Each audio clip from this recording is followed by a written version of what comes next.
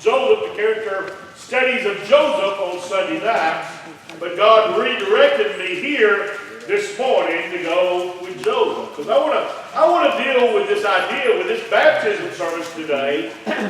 The Lord was with Joseph. Ain't you glad when you're a child of God, you're never alone? Amen. You ever felt alone? You know you can be in a crowd of 100 people and still feel alone. You could be in a building with 1,000 people or 10,000 people. You could be down on the streets of Atlanta and feel like you're the only one and you feel alone. But I'm glad to say the more you grow in Jesus Christ, the more you realize you're never alone. Amen. He said he'll never leave us nor forsake us. Right. He never leaves us and forsakes us for anything. Now, I was thinking about this. How do I want to start this of where Joseph had been sold into slavery? How his brothers sold him for 20 pieces of silver. And I got to thinking about this, about how people don't realize you're going through what you're going through for a reason. You're going through, whether it's physical, whether it's mental, emotional, financial, whatever you're going through, God has you going through that for a reason. That's right. We don't like it though, do we? We don't like going through any trials, any tests, any temptations in our life. We want things to be a bed of roses. We want it to all be cupcakes and coffee. And sometimes it's just not that way. Sometimes the trials will come into our life and we'll look around and we don't look at what God's trying to teach us through the trial that we're going through. It's kind of like this. 2 men was in a bed in a hospital ill. And he occupied the same hospital room.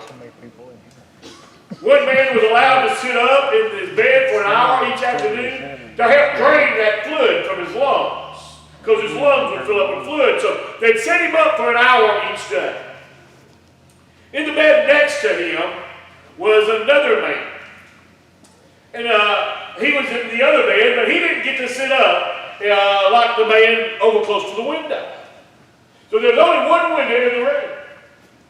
And each day the man in the other bed began to live for those hours, because what would happen is the man was sitting over close to the window, he would begin to describe what he saw on the outside. He'd begin to describe that the window overlooked the park.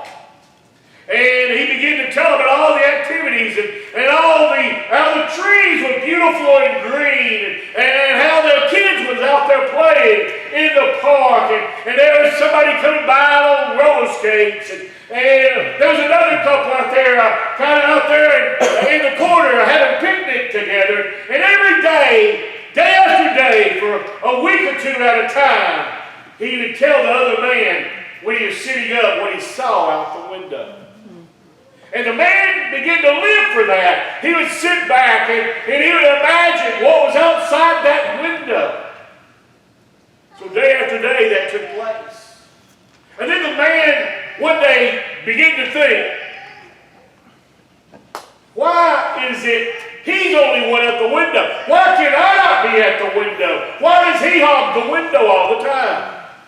Why can he not swap places? And the man began to think about that at the beginning. And the more he thought about it, the more it bothered him. And day after day, as the man began to describe what was outside the window, this man would sit over there and he'd listen and imagine what that man saw. But he began to get bitter at the man sitting by the window. And one evening, going in dark of the night, the man by the window began to choke. And the man in the other bed listened and heard him. And he looked over at the man and he was beginning to choke on this fluid. And he was trying to find the nurse's button. He couldn't find the nurse's button. And then this man on the other bed just kind of stared over there. And he didn't push his nurse's button. He didn't cry out. He didn't do anything. He was so bitter by now that he wanted by the window that he was willing to let that man die to where he could get his place at the window. So in just a little while, the choking stopped. Just a little while, he heard no breath coming from that man. And it was perfectly still in the room. Morning came. The nurse came in with breakfast, and she looked over and saw the other man laying in the bed, dead, and she was sad because she had grown close to these men laying in the bed. And as she reached over there and felt his pulse, and the man was gone, so she took a sheet and put it up over his face and over his head. And the man laying over in the other bed didn't say a word.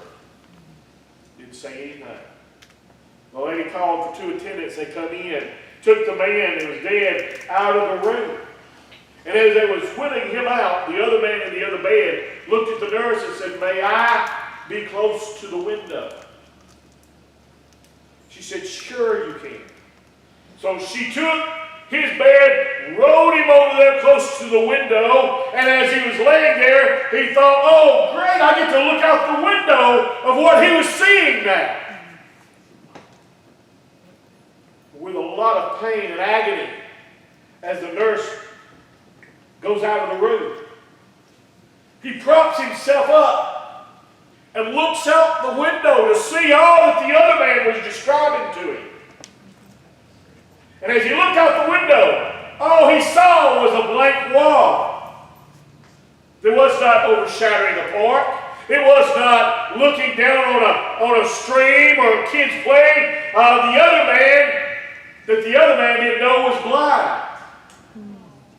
And he was telling this man, trying to comfort him. And that man, instead of understanding how that man was comforting him, he just wanted what the other man had. He began to get bitter. It's easy to get bitter when pain comes our way. It's easy to get upset when we don't understand what's taking place in our lives.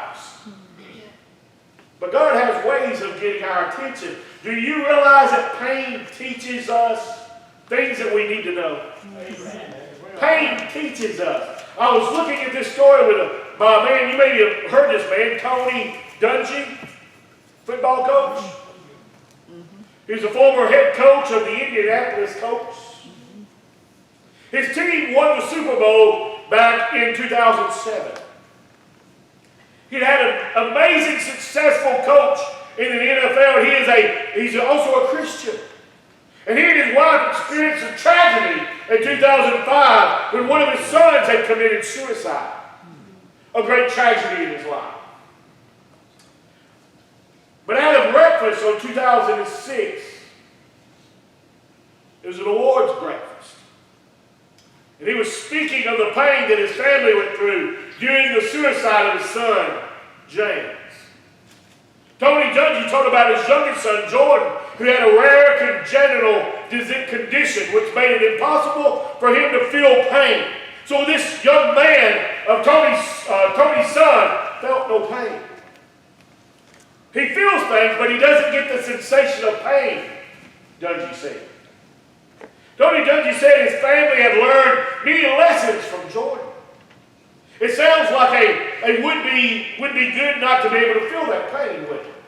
Seems like if it was you and I, we would not want to feel the pain of having our hand pricked or cut or any kind of pain. But he said we've learned some hurts are really necessary for kids. He said pain is necessary for kids to find out the difference of what's good and what's harmful. Jordan, Dungy said, loves cookies. Cookies are what's good, but in Jordan's mind, if they taste so good off of that plate, how much better should they taste coming straight out of the oven? So they said that Jordan would go to the oven, open the door, reach in, pull the cookie shelf out, grab a hold of a cookie, and eat that cookie red hot, and not realizing his hand just got burnt, his tongue is now burnt, and he is now, you and I would be in pain, but this boy felt no pain. He said, we had to learn lessons with Jordan. Dungy said, he said, you get the question all the time, why does the Lord allow pain in our lives? To get our attention, to make us realize some things are good for us and some things are bad for us. See, as we get into the study of Joseph here, because see, when we last left Joseph in the last message, he's being betrayed by his own brothers. His own brothers were selling him into slavery. Joseph had been sold to the Ishmaelites, merchants, for less than $100 of today's currency. His brothers sold him for the price of a cripple. The Ishmaelites took Joseph to Egypt, put him up for sale in the land. Now try to put yourself in Joseph's shoes, if you would. You're 17 years old. You're the favorite son in a family of 12 sons and one daughter. Your father has chosen you to be the head of the household. He has signified that by giving you a coat of many colors. And he has lifted you up. You are on the path to power, to influence, and prominence in your family. You will be the next leader when Daddy passes away. But just in a moment of time, everything is gone. Just in just one moment, you're stripped of your coat. You're betrayed by the people that you love, that you thought loved you. You're separated from your father. You're sold as a slave and carried off into a strange land. Now imagine the humiliation of being examined and sold in that market that day. Imagine the Satan must have told this young man, hey, nobody loves you, give up. And in many ways, you're just a simple country boy or simple country girl from an unsophisticated family. And you find yourself transported from, just imagine, from the country into the big city. What a vast change that you just took place in your life. What a vast change of going. It's kind of like this. A man has been raised in the country, never been to the big city before. And he got married and had a couple of kids. And one day his wife wanted to go to the mall. Of all places, she wanted to go to the mall in the big city. The man loved his wife. So they packed up, went to the big city, standing in the mall. Him and his son was standing there, and they was watching this metal door open up, and people get out of the door.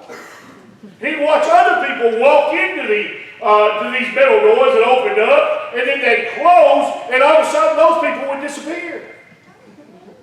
And him and his son was standing there watching all this. And as he was standing there watching, an old lady come up. Scratch that, a mature lady come up. Corrected myself. A mature lady come up, walked up to these metal sliding things, stepped on board when the doors open, the doors shut, and 2 minutes later the doors opened and a beautiful young woman walked out. The man's eyes got this big. He looked over his son and said, son, go get your mom. It's kind of like that. Something that you've never seen before. It's what Joseph is now experiencing in his life. He was walking into the big city. He saw the Sphinx out there. He saw the pyramids. That was already there. That was there in Abraham's day. And Joseph looked and saw the vastness of this big city. He had never seen anything like this before. Imagine how Joseph must have felt riding those camels as he crested that hill and saw the big city just right down below him. On the surface, it seemed the circumstances might not have been worse for Joseph. His brothers sold him, talked about killing him, and instead sold him. Those are difficult days. Those are days that were really stepping stones for Joseph. Because, see, we have to realize when everything looks helpless and hopeless, just remember God's still there. God never left him. No one could see the trouble that was surrounding young Joseph's life, how it started clearly in Genesis chapter 39. But I want you to stand with me, and I want to read a verse in chapter 37 first. Chapter 37, verse 36. And then I want to go to chapter 39. Chapter 37 of the book of Genesis, verse 36.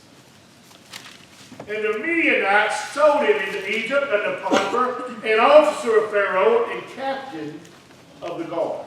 Now jump over to chapter 39. And I want to read 6 verses there. And Joseph was brought down to Egypt.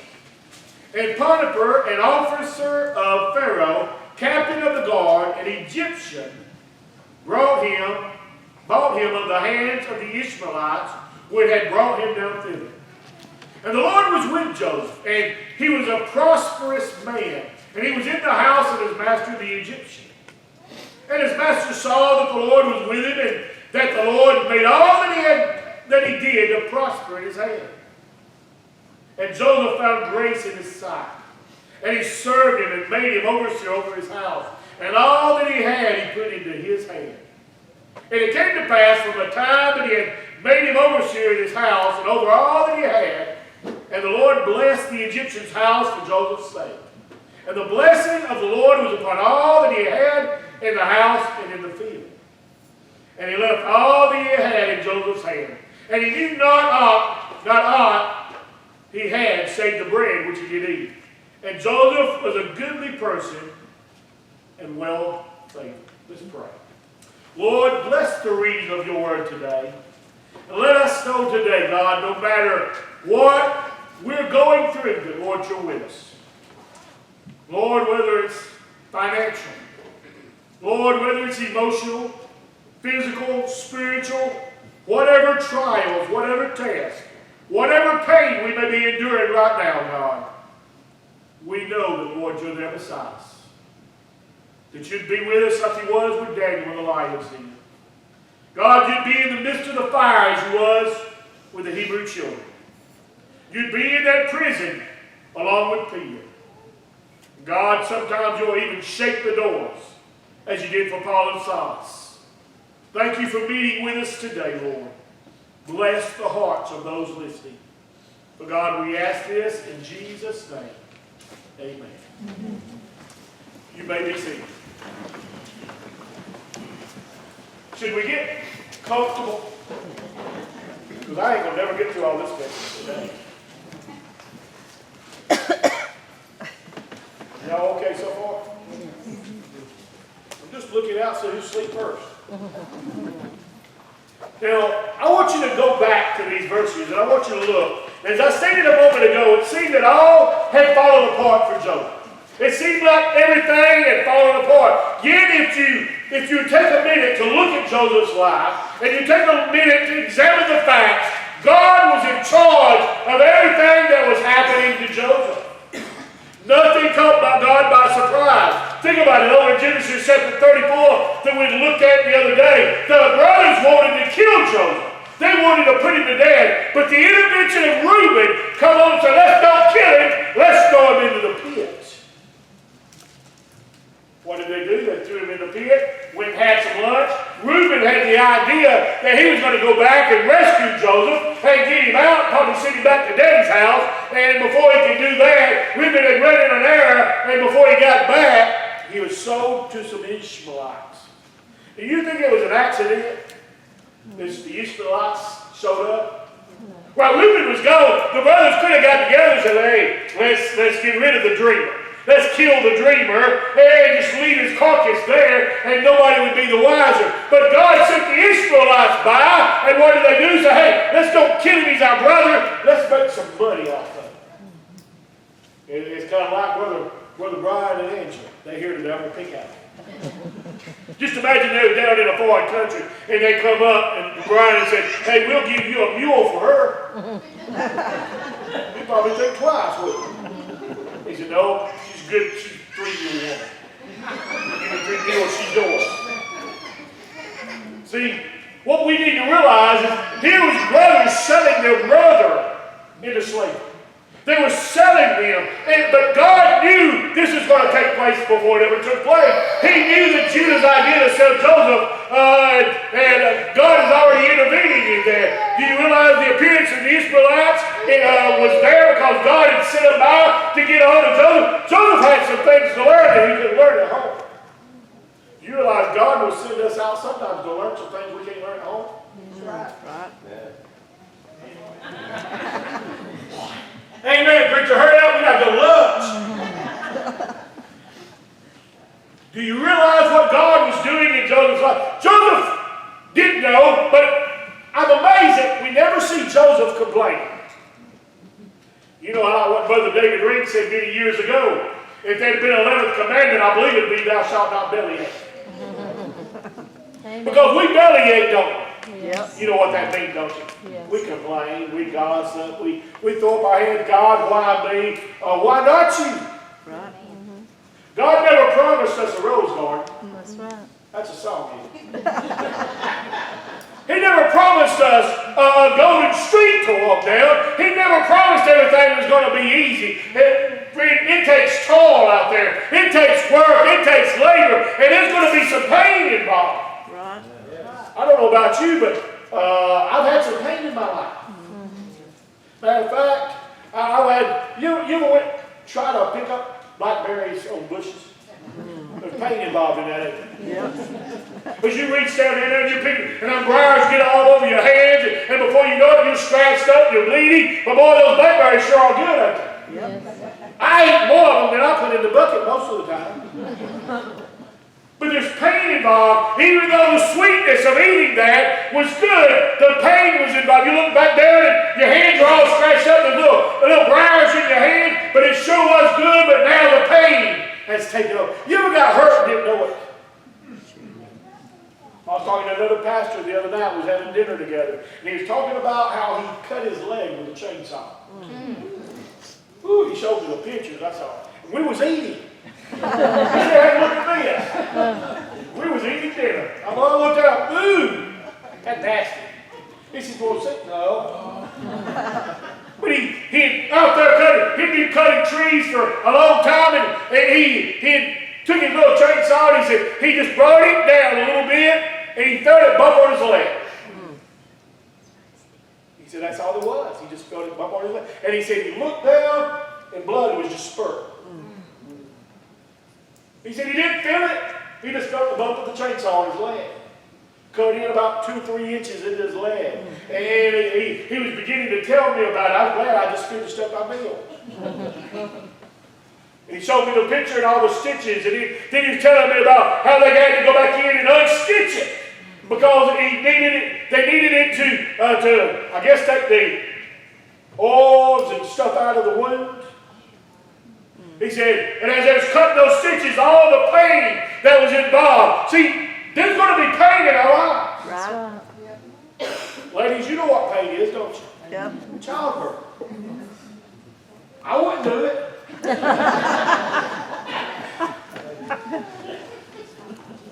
We got 3 kids.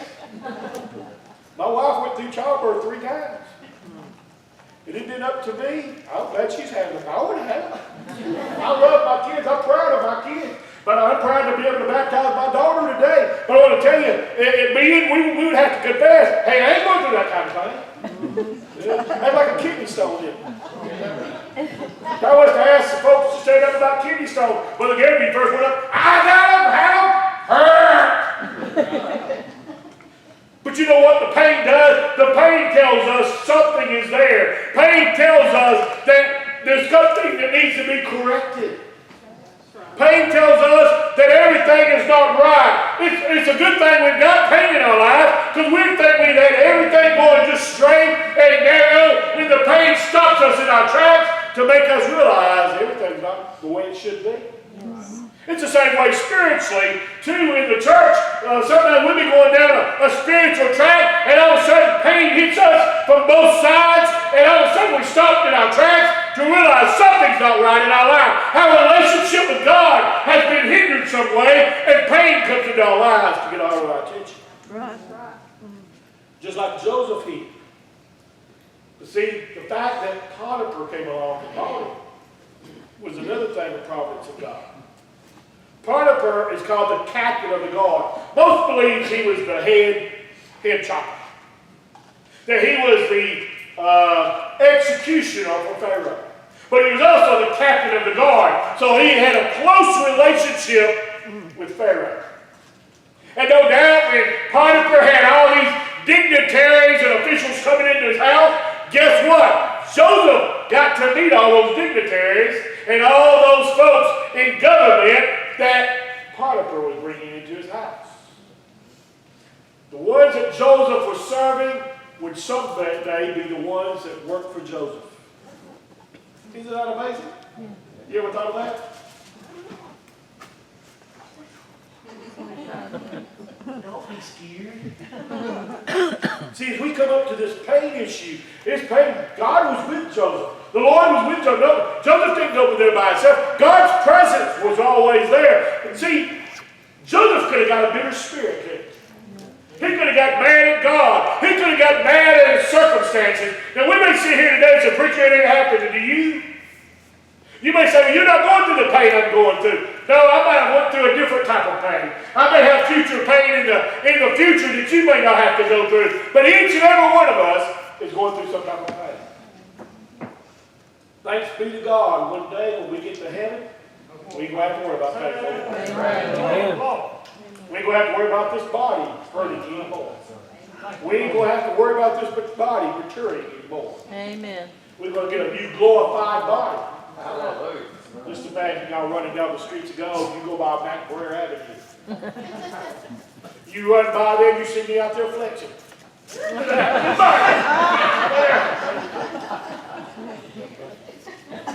Genie's over there in the corner. Run, Eugene, run! Now look back and go, Jenny. Hey, Jenny. See, what we need to realize today is the pain is what gets our attention. The pain is actually what helps us to grow. The pain is what drives us closer to God. I don't know about you, but when I got hurt, what did I do? I run to mom and daddy. My kids always run to me when they got hurt. You know why? Because I had the first aid kit. I didn't let's play with my first aid kit. But you take something out. See, they'd run to me because I would put a Band-Aid on it. I wouldn't kiss it. I'd sit them and go, Mama, they don't want to kiss. You know what? The pain told them there was something wrong. The pain told them it's time to get some help. You know, that's what pain does in our life. We have pain just like Joseph. We can get bitter on it. We can let it eat us away. You know, bitterness is like a cancer anyway. Yes. Amen. We get worse and worse, just like when in the hospital bed. We get envious of somebody else. We get jealous of what somebody else has got or what somebody else has done or their title. We get jealous. And all of a sudden bitterness begins to build up. But see, God's got you in the place He's got you for a reason. See, God didn't put us all in the same place. On our jobs, in our homes, we're there for a reason. God's put you in the family you're in for a reason. I'm glad God didn't just leave Joseph there. God was with Joseph the whole time. Now I'm going to speed this up. Verse 2 and 3. God prospered him. When Joseph arrived in Egypt, he no longer had his coat of many colors. It was gone. He may have lost his coat, but his character was very much alive. He didn't lose his character. Joseph was not defined by that coat of many colors. Joseph did not care for the title. The title did not define who Joseph was. You realize that my title is pastor here. Would y'all agree with that? Amen. This means I don't care what y'all.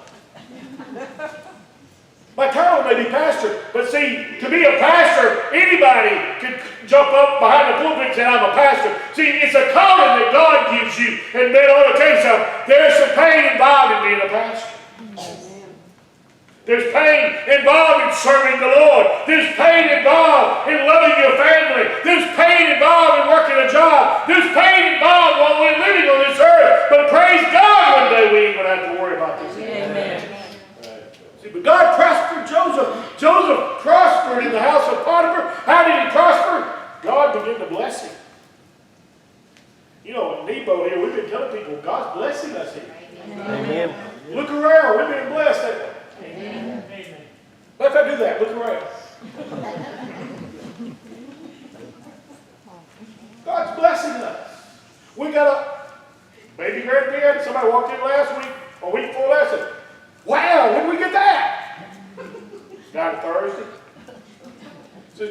played it, said she liked it. I said, buy it. She bought it. Amen. Isn't that a blessing? Amen.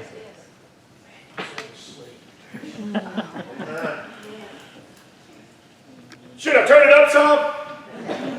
See, what we need to realize today, God prospered Joseph. Why did he prosper Joseph? Did he prosper him because Joseph was praying for prosperity? No, he prospered Joseph because of his character, because he endured the pain. He did not let bitterness eat him up from the inside out. He did not let those things bother him because he was serving the one true and living God. Right. That's who Joseph was worshiping. That's who Joseph was following. His following God, the everlasting God, who was directing Joseph's life.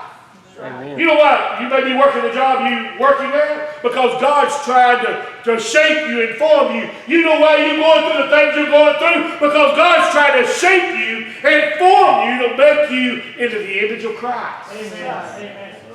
God don't make no junk either. You look around here today, you ain't no junk pile. You're something special in God's eyes. Amen. God loves you with an everlasting love. That's why God reached out on the cross and died for you and I. In Sunday school, we was talking about in Revelation chapter 5, verse 5, how John stood before the Lord. And he was weeping because there was nobody found worthy to open the book, to open that book that tells us about the future and tells us about eternity. And John began to weep. And as he began to weep, an angel stood up and said, "Weep not! Weep not." There's one been found. You know who it was? Let me give you a hint. Was it Jesus? Yes, it was. It was Jesus. Jesus stood up, and in verse number 2, it talks about how he looked like a lamb slain from the foundations of the world. And when they looked, I told them in Sunday school, the only thing that's man-made in heaven is the nail prints in his hands and feet. And as old John looked over there, Jesus saw him as a lion of the tribe of Judah. And we defined about what those numbers were. Number 7 men and the horns men. By the way, you missed it in Sunday school this morning. I began to cry in Sunday school. Of thinking about being in God's presence. Just imagine as Joseph was walking every day, not understanding what he was going through, not understanding the pain, not understanding why this had happened to him. But Joseph could not do anything about his circumstances. All he needed is to keep his eyes on God and let God take care of all the circumstances. Amen. Amen. When we begin to realize that the Lord is with us, we can go all the way home. Right. Amen. I told them this morning, I said, just imagine one day when we breathe our last breath here. We take that last. You ever been beside somebody dying?